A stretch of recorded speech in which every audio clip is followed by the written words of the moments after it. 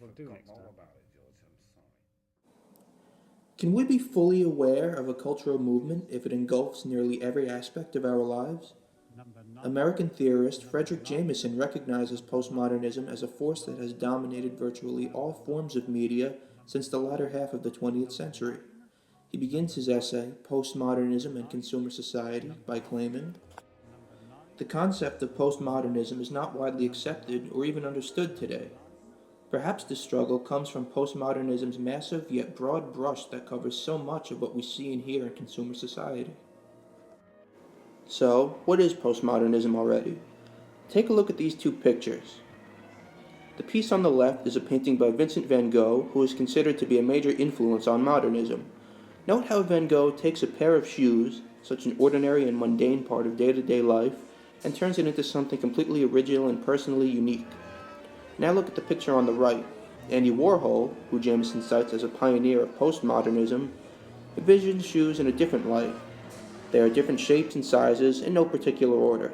These diamond dust shoes look like they're part of some mass production assembly line, don't they? It's almost as if the Warhol painting is denying the uniqueness that the Van Gogh painting seems to embrace, as it does nothing to make the shoes seem special in some way. Postmodernism emerged initially as a response to modernism, but let's talk a little bit about the haziness between the two styles. While pastiche is certainly a major element of postmodernism, it certainly isn't limited to the period. James Joyce's Ulysses, which Jameson mentions as a modernist novel, mirrors many of the themes of Homer's Odyssey. Although Joyce's writing style is completely unique, his storyline is bound to the ancient Greek epic.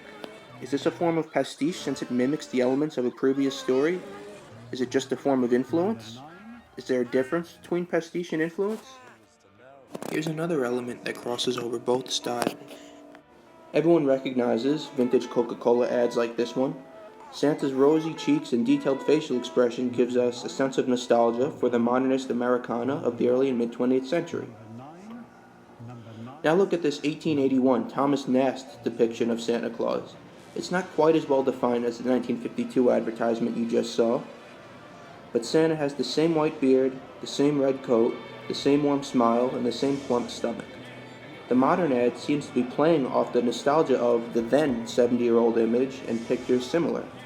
Just as we see the 1952 ad as a vintage piece of Christmas and Coca-Cola history, the same image to them seems to be playing off the nostalgia of Santa Claus as well.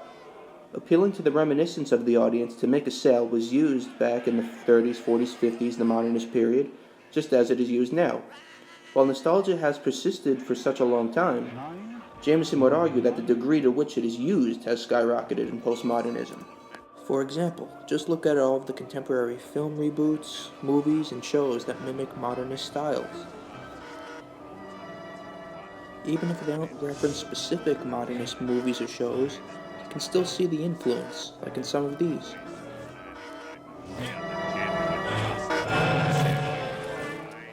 Is postmodernism completely void of originality? Or is its originality found in the structures it creates rather than the materials that build them? When you go into a theater or read a book, you can sometimes tell that the artist is ripping off some earlier work, but other times those experiences feel genuine and unique, even if they borrow elements from someplace else. As long as these special kinds of experiences still persist, cultural innovation will not be dead.